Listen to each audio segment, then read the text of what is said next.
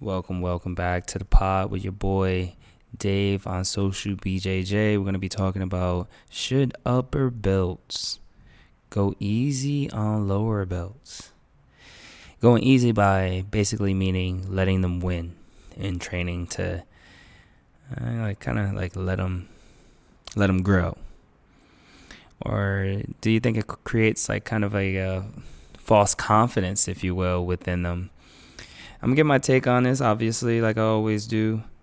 I personally, as an upper belt, you go through the journey. You were at one point you're a lower belt, and then you're an upper belt. Well, let's start off when I was a lower belt. Let's start off there. When I was a lower belt, did I want the brown belts, the black belts, the purple belts, even blue belts? When I was a white belt, just starting, did I want them to go easy on me? No, not really. Did I want them to go like really aggressive and destroy me 10 times in a round? Not that either. No, I didn't want it to be that extreme, but I didn't want it to feel like I was hopeless, because you can roll, like an upper belt can definitely make a white belt second guess, triple guess every single move by just laying there and not doing anything with a bored look on their face. Then the white belt is like, oh, should I do this, or should I put my arm here? And if you're upper belt, you've been here at one point in time, right? The upper belt can just sweep the white belt and not even get up.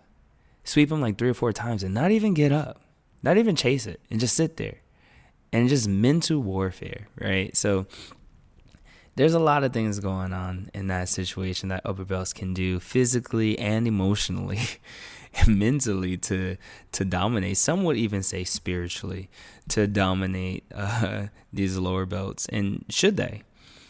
Well, I do think, one, your training environments definitely plays a factor into it.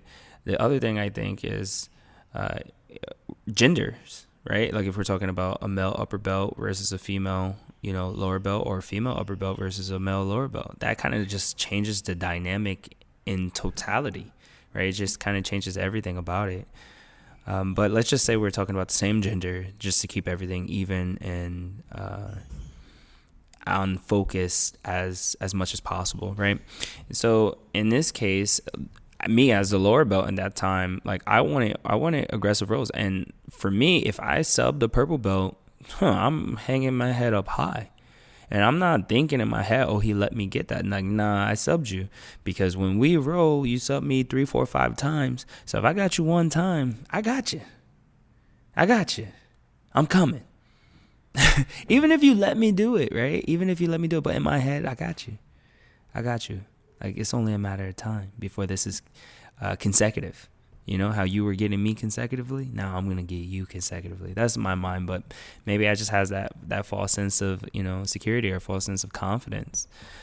And maybe it's not necessarily a bad thing, because that kept helping me push, right? But at the same time, upper belts, if you do that, what do you learn out of the roll? If you just allow the white belts or lower belts to do whatever that they want, that's boring for you, right? Sure, maybe you could put yourself in a dangerous position and get out of it, right? But that's kind of boring. Sometimes you got to turn it up, right? I feel like, every single time you roll, you shouldn't be smashing them. But every single time you roll, you shouldn't be just letting them do anything either. It has to be like a happy medium in between, right?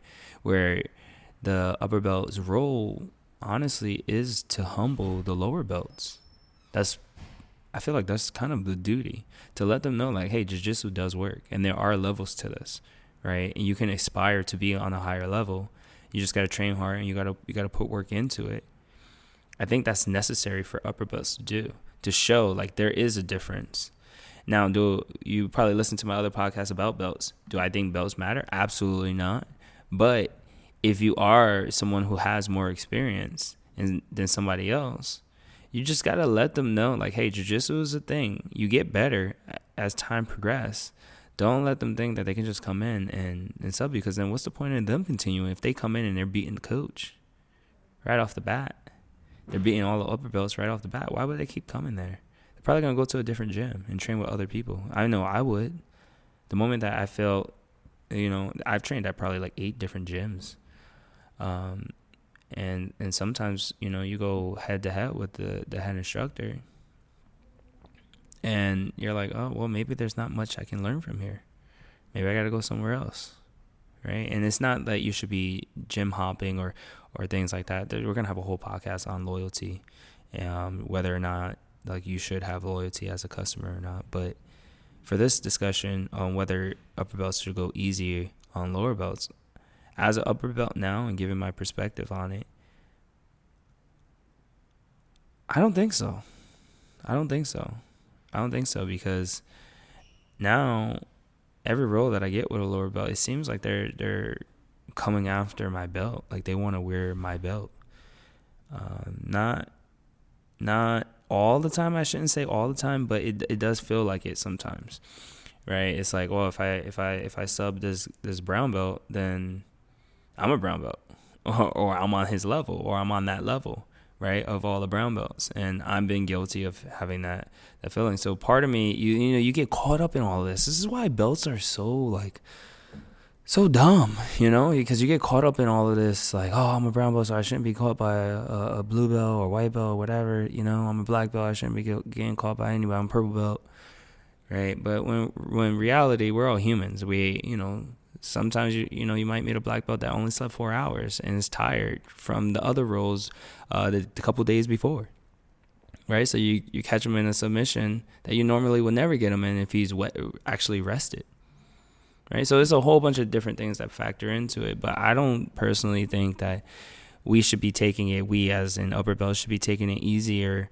on the lower belts, because that doesn't allow them to really learn. They need to learn how to attack by fighting amongst their peers, and eventually they're going to get upper belts. They're going to become an upper belt, like a blue belt, purple belt, and then they can attack the white belts, right? And they can learn how to attack on that sense. But for us, they got to learn how to defend, right? So we're doing them a disservice by not attacking them, by not subbing them. We could sub them 4 or 5 times in a round. Maybe not every single round we should do it. Not every single day we should do it. Maybe not every single week. But we should let them know, like, hey, this is possible.